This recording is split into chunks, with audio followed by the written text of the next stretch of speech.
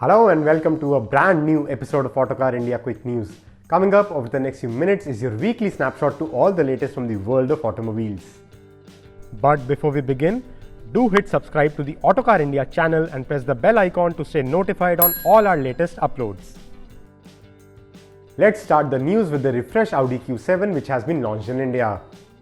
Introductory prices for the updated Q7 start at 79.99 lakh rupees for the Premium Plus variant, going up to 83.33 lakh rupees ex-showroom for the fully loaded technology trim.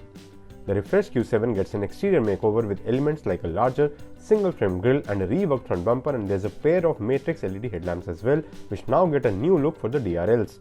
The tail lamps have been updated too, with the rear adorning a chrome strip that runs along the width of the boot. It's the cabin which gets some extensive changes, including Audi's new twin touchscreen MMI infotainment system taking center stage. There's a 10.1-inch touchscreen infotainment system located on the top half of the dashboard, while an 8.6-inch touchscreen for the climate control unit is placed lower down in the center console. Audi's virtual cockpit digital instrumentation has also been updated to its second generation. There are two color options for the interior, Saiga beige and Okapi brown, and use of gloss black trim on the dashboard and brushed aluminum give the cabin a fresh feel. Standard equipment includes air suspension, a panoramic sunroof, a 4-zone climate control system, and a Bang & Olufsen 3D surround sound system. Buyers can also opt for a rear seat entertainment package from Audi's accessory list. In terms of safety, the updated Q7 comes equipped with 8 airbags, ESC, Audi's Park Assist Plus with a 360-degree 3D surround camera, as well as lane keep assist with steering intervention. Under the hood is where lies the biggest change, with the refreshed Q7 becoming a petrol-only model. It comes powered by a 3-litre turbocharged V6 petrol engine that produces 340 horsepower and 500 Nm of peak torque. The engine also gets a 48-volt mild hybrid system, allowing it to be turned off for a maximum of 40 seconds while coasting. It comes mated to an 8-speed automatic gearbox with Audi's Quattro all-wheel drive system coming as standard. The updated Q7 takes on the likes of the Mercedes-Benz GLE, BMW X5 and the Volvo XC90. Tata Motors is on a roll and achieved record sales last month.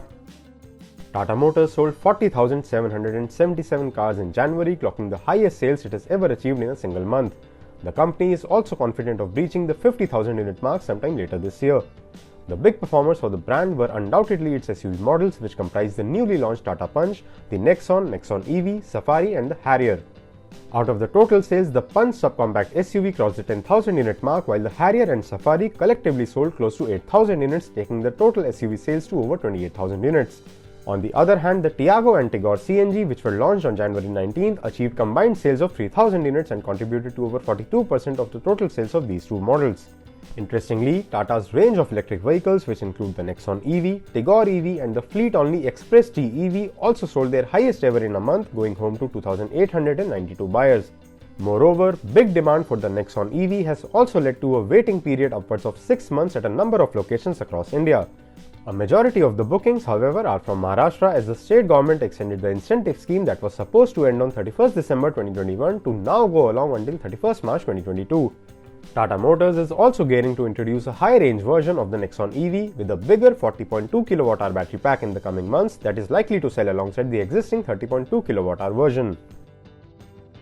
Mahindra has accelerated development of a new electric crossover. Mahindra has begun road testing its first all-electric SUV that could see a market launch by 2024. The new electric crossover will be based on the XUV300 and is likely to be called the XUV400.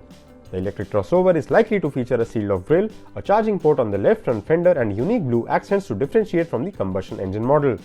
While not much is known about the specifications, at the Auto Expo 2020, Mahindra had showcased its eXUV300 concept with two battery pack options, a 350-volt version likely to rival the Tata Nexon EV and a bigger 380-volt model that will take on the likes of the Hyundai Kona EV and MG ZS EV. Mahindra will launch 8 electric vehicles by 2027, including 4 of them derived from its petrol and diesel models. 4 new SUVs that will be ground-up developed as EVs will be introduced starting 2025. And coming to the scoops this week, the Kia Seltos is set for an update in mid-2022. The Kia Seltos is being given a makeover and the refreshed SUV is likely to go on sale sometime in mid-2022. The big talking point of this facelift, however, will be a new panoramic sunroof which is expected to make its way based on customer demand. Kia's arch rivals MG and its sister brand Hyundai both offer a panoramic sunroof in the MG Hector and Aster, and even the Hyundai Creta, which shares its platform with the Seltos. The updated Seltos is also likely to get styling updates up front on the face, at the rear, as well as get a new set of alloy wheels too. There would be mild tweaks to the interior upholstery, while safety features such as ADAS could also make their way into the refreshed model. And in some exciting news, Aston Martin has taken the wraps of the world's most powerful SUV, the DBX707. The DBX707 is the new flagship model in Aston Martin's DBX range and comes with a raft of mechanical upgrades, making it the most powerful luxury SUV in the world, rising above the Lamborghini Urus, Bentley Bentayga Speed and Porsche Cayenne Turbo SE Hybrid. The DBX707 gets a Mercedes-AMG-derived twin-turbo 4-litre V8 engine that makes an additional 157 horsepower and 200 Nm in the Aston Martin to take the total power output to 707 horsepower and 900 Nm of peak torque. The power hike, along with the use of a quick-shifting 9-speed wet-clutch automatic gearbox, takes the 0 to 100 kph time down from 4.5 seconds to 3.3 seconds. The 707 also promises greater dynamic ability than the standard DBX, courtesy the upgraded suspension, a retuned power steering system and carbon ceramic brakes. The chassis has been upgraded too to reduce vertical movement over bumps and decrease pitching and squatting under braking and acceleration. A bespoke styling package marks the 707 out from the standard DBX and features elements like a larger grille with a double vane mesh pattern, redesigned light cluster and air intakes. There are standard Pirelli 23-inch wheels on the sides, while at the back there is a new spoiler and large quad exhaust as well. It features Sport Plus seats on the inside, while the switchgear is finished in dark chrome.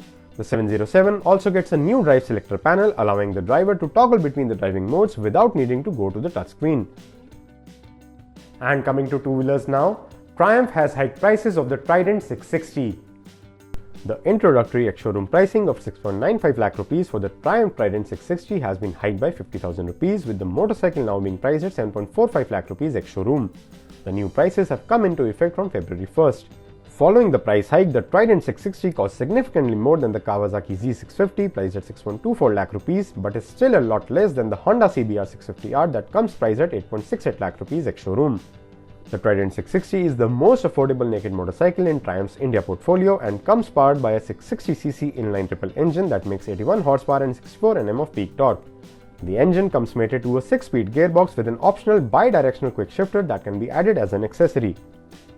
And that's all the news we have this week. Thank you very much for watching. See you again next week with more news and more scoops from the exciting world of automobiles. Till then, keep enjoying Autocar India.